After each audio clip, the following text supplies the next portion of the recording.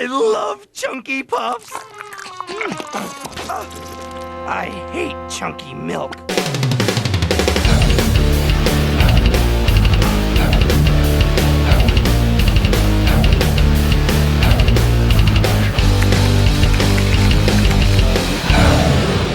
Hey guys, RanterInShades here, exercise my First Amendment rights vlog style. Earlier this year I made a video about cancel culture and how it gets used and misused. Although there were some examples I wish I had thought to mention in the video, I view it as one of the best videos I've ever made. In that video I said this. I've also seen the term used to refer to a piece of work that's being considered as no longer appropriate to enjoy for whatever reason, though I mostly use it to refer to the former. The latter I think might need its own video. Though I think the topic of works of media being deemed unacceptable to enjoy because they don't hold up to modern standards is a video for another day. Just know that as much as I think it's lame when people do that, I don't see it as being a component of cancel culture. This video is going to be that follow-up about things that get mislabeled as cancel culture, when in reality it's an appeal to modernity, or novelty, used to invalidate a piece of media. Let me first just get one thing out of the way. My intention with making these videos is not to grill you for not liking something, and it never has been. I feel the need to make that clear a lot because I can see how these kinds of videos might give off an impression that they're only being made because I'm butthurt over people on the internet not liking what I like. If you have your own personal reasons for why you don't like something, that's your opinion, and it's not my place to tell you that you're wrong because, quite frankly, that's not how opinions work. When I make videos like this, the most I intend to do, apart from giving my perspective and insight on a particular issue, is point out flaws in your reasoning, which is different from going out of my way to tell you your opinion is wrong and you need to change it to what I tell you. For a change in opinion to happen as the result of watching a video of mine, you need to come to that conclusion yourself after evaluating what I have to say. So please keep that in mind as this video continues. Allow me to open this discussion with a question that you're free to answer in the comments. Why do you consume media? Why do you listen to music? Why do you watch movies or TV shows? Why do you play video games? Why do you read books? Why do you watch online content such as this? One answer you could give is that you consume media for informational purposes. But above all else, and I've said this in a number of videos before, the all-encompassing purpose of these forms of media is entertainment. We all have our reasons for why we like something, but they're all encapsulated under this giant umbrella known as entertainment. Even if you might not agree with why someone likes something, it doesn't change the fact that their core reason for liking it is because they find it entertaining. This is why there's that saying, one man's trash is another man's treasure. One of the big things I've made videos against over the years is when people try to come up with reasons as to why liking something is bad, unless that something is sex with an attraction to underage children. I mentioned in the cancel culture video that I don't exactly see this as cancel culture, but rather a form of gatekeeping, another recurring theme on my channel. In the clip I played earlier from the video, I used the Disney movie Pocahontas as my example of something people like claiming as a problematic piece of work. Among the reasons include historical inaccuracy, as well as not liking the portrayal of both the Englishmen and the Native Americans as being bigoted towards each other, leaving Pocahontas and John Smith in the dreaded middle ground. Obviously there's no denying the film's historical inaccuracy, but my question is, does that mean the story itself is bad and it can't be enjoyed? I don't think so. To be clear, it's fine to not like Pocahontas as a movie, but I and a lot of other people always enjoyed its themes of understanding, as well as the road to hell being paved with good intentions. It might not be historically accurate, or even my favorite Disney film, but generally speaking, I view it as a good movie for what it is. A similar theme is present in a novel that, along with the likes of J.D. Salinger's Catcher in the Rye and Mark Twain's The Adventures of Huckleberry Finn, was considered controversial enough to get banned from being taught in schools, Harper Lee's To Kill a Mockingbird, which contains a character a certain death metaler might or might not be named after. Although the novel contains depictions of racism, rape, and other such profanities, its themes of understanding a person when you step in their shoes with the character of Boo Radley, along with the legendary trial scene where Atticus Finch defends Tom Robinson against allegations of raping a white woman akin to the Emmett Till controversy, a position the entire town found unpopular and objectionable, renders the novel as well as the 1962 film something that I believe absolutely deserves to be analyzed, no matter how uncomfortable it might make you, along with of course enjoying it as a work of art and as a story. To get back to the subject of movies, another film that gets this treatment a lot is Grease. Among other assorted aspects of 50s culture that might not exactly match how society functions today, the main point of contention here is its ending, when Sandy changes her appearance, going from a plain ordinary cheerleader type girl to now sporting black leather in order to appeal to Danny's interests, as they both make their feelings for each other known through the closing song, You're the One That I Want. It's kind of like when people complain about The Little Mermaid with how, oh, Ariel gives up her voice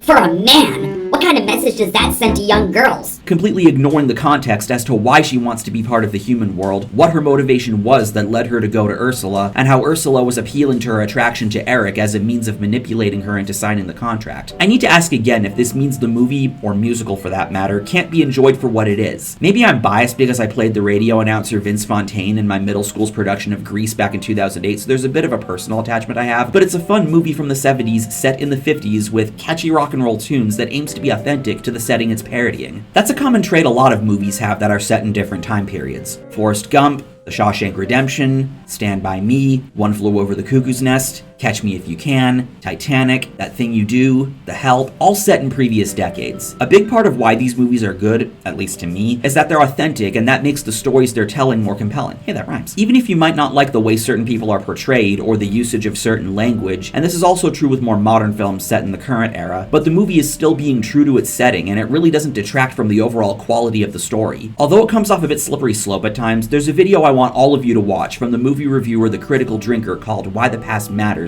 that talks at length about this aspect of storytelling and why these stories deserve to exist. Here's a clip. Our art is an expression not just of who we are, but of who we were and who we might be, the good and the bad. It allows us to explore our highest aspirations and our deepest fears, the power of our compassion and kindness, and the darkness of our cruelty and hatred. It can thrill us with stories of courage and determination, adventure and excitement, or vengeance and anger. It can impart wisdom and knowledge, stir our wonder and imagination, carry us to far-off worlds and different cultures. It can show us the strength of love and friendship, or the dangers of anger and conflict. It can give us daring heroes and terrifying villains. It can make us laugh, and it can make us cry. It can show us the best and the worst of humanity, or even challenge what it means to be human. It can do all of these things and be all of these things for one reason, and one reason only. Because it's free. It's free to be bold and creative, inspiring and frightening, challenging and thought-provoking. It can dare to be provocative and controversial, because all of those things are what make life worth living. This is why I've always found myself rolling my eyes when someone claims that a work hasn't aged well or doesn't hold up, because in this context is usually done to undermine the entertainment one gets from it and make you feel like shit for enjoying the work for what it is. Am I saying that there aren't aspects of a work that are objectively of the time? No.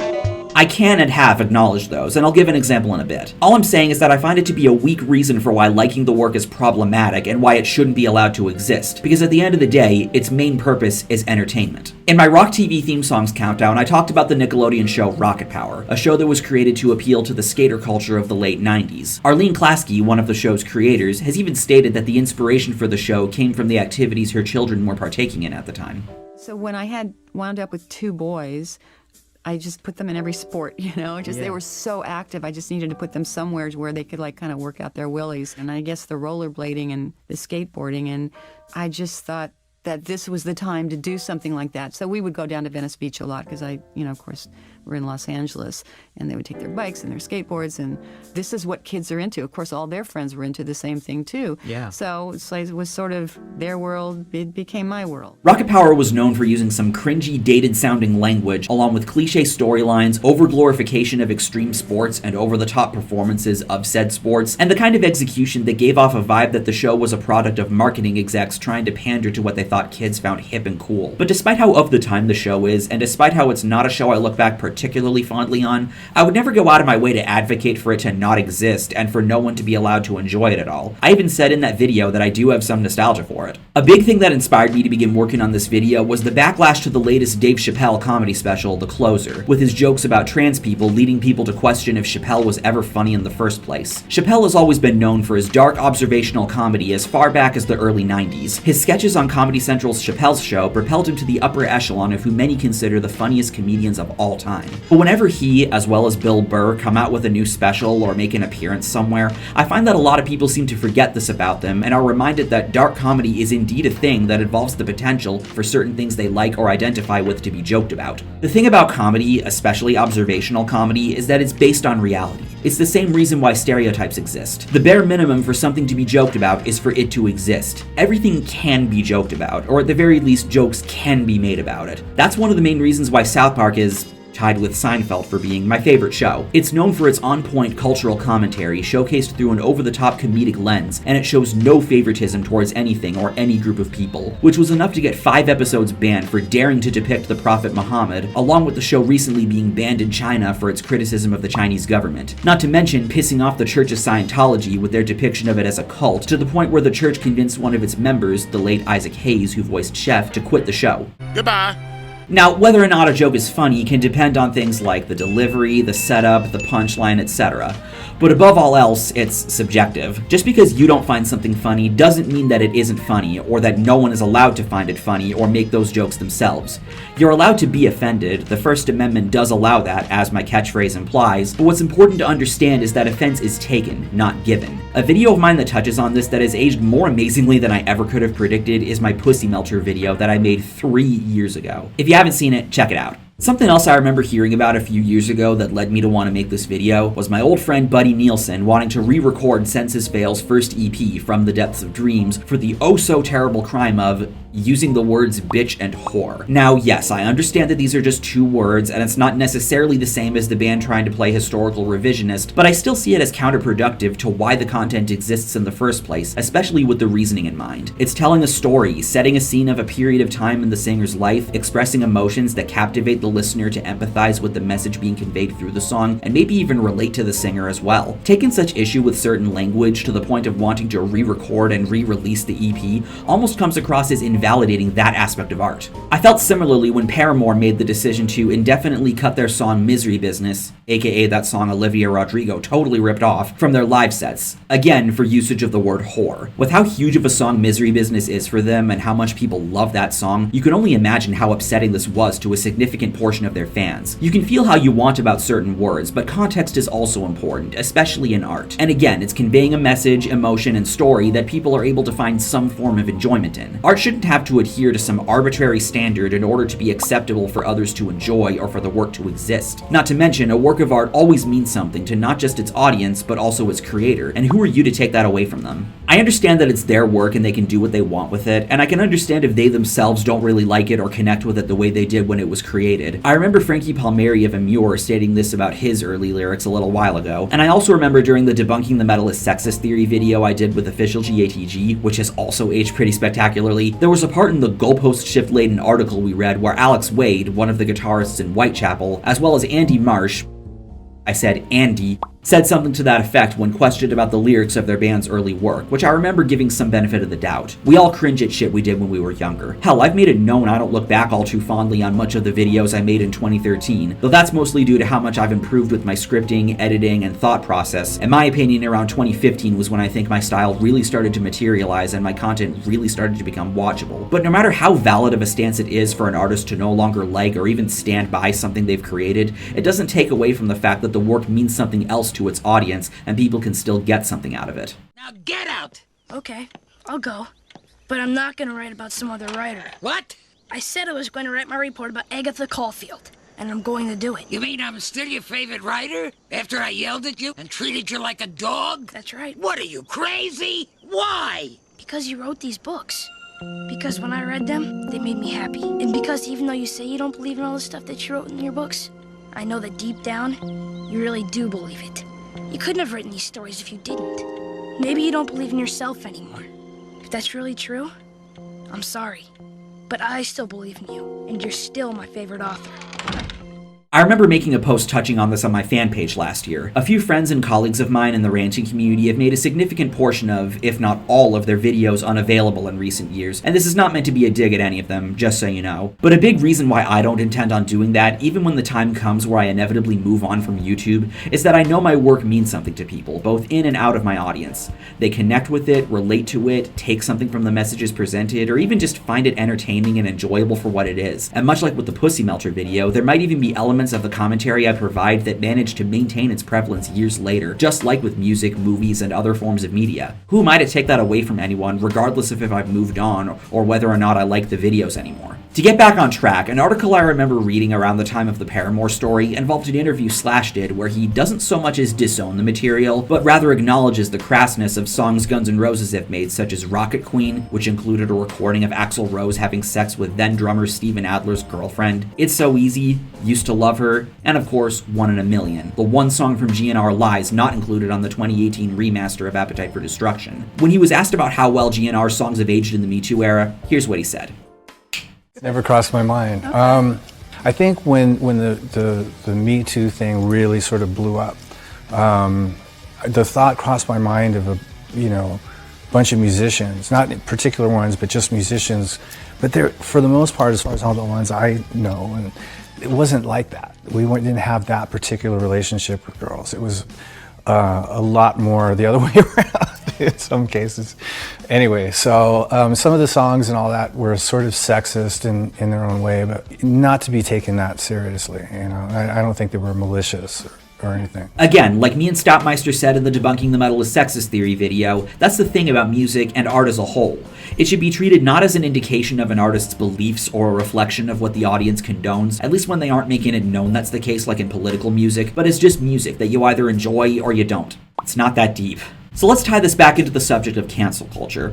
As I said in the previous video, the reason why I don't consider the argument that something doesn't hold up to modern standards and thus shouldn't be allowed to be consumed and enjoyed to be a part of cancel culture is because cancel culture involves advocating for a person or group to be deplatformed with no chance of redemption and for their career to be terminated and their audience to vanish. Regardless of if that's what the callouts result in, they're typically made with that intent. If anything, cancel culture versus the appeal to modernity can be seen as an A equals B but B doesn't equal A argument. They both involve calling someone or something problematic, but one involves targeting a person or group with the intent of ruining them, while the other involves questioning the relevance of a work. The Dave Chappelle example does kind of involve people advocating for him to fuck off, but by and large it was mostly people complaining that his style of comedy hasn't aged well and doesn't hold up to current standards of what's funny and acceptable to joke about. The other commonality between the two is of course gatekeeping. They both involve some form of shaming for if you opt to still enjoy the work in question.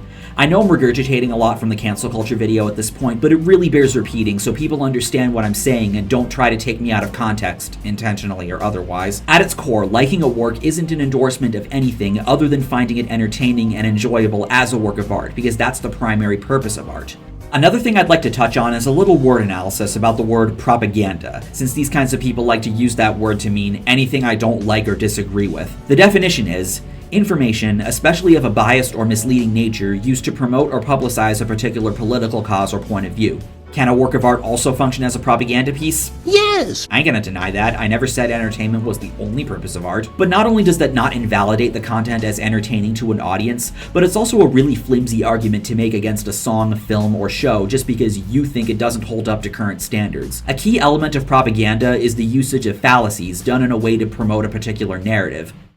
Where is that taking place in any of the content I've talked about in this video? If you haven't caught on by now, guilt by association is one of my least favorite arguments. Just like how enjoying work made by someone who believes the earth is flat doesn't make you a flat earther or you condone arguments in favor of the earth being flat, and enjoying work made by someone who came under fire for sexual assault allegations or similar inappropriate behavior doesn't make you an apologist for it, enjoying music with over-the-top sexual lyrics or themes or a show or movie that portrays women a certain way doesn't make you sexist or misogynistic. Nor does enjoying a movie containing a character saying the N-word, whether it's set in the past or not, make you racist. Nor does laughing at a comedian's jokes made about LGBT people make you homophobic or transphobic. Believing otherwise is as ignorant as claiming Anthony Fantano was an alt-right edgelord because he made non-serious meme content on the now defunct That Is the Plan channel that far-right conservatives happened to enjoy. Was I joking about SJWs? Ooh, yeah, I mean, I was, I'll admit that. But how does that mean that I'm trying to create audience overlap with a guy like Richard Spencer? There's nothing inherently right-wing about clowning rap fans, or memes, or edgy humor, stapling yourself, ironically bullying other YouTubers, or whatever else I was doing on my other channel. Psst!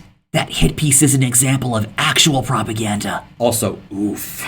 On a base level, all liking the stuff means is that you enjoy the work for what it is. You can have other reasons, sure, but when you really break down why it is that you enjoy it, like the question I asked at the beginning of this video, that's the conclusion you ultimately reach. Don't let anyone make you feel bad for that. So when someone says that a piece of work hasn't aged well, yeah, they might not be wrong, but I still feel the need to say, so? It shouldn't matter how old something is if you find it entertaining. Dated tropes or language shouldn't invalidate something as a work of art.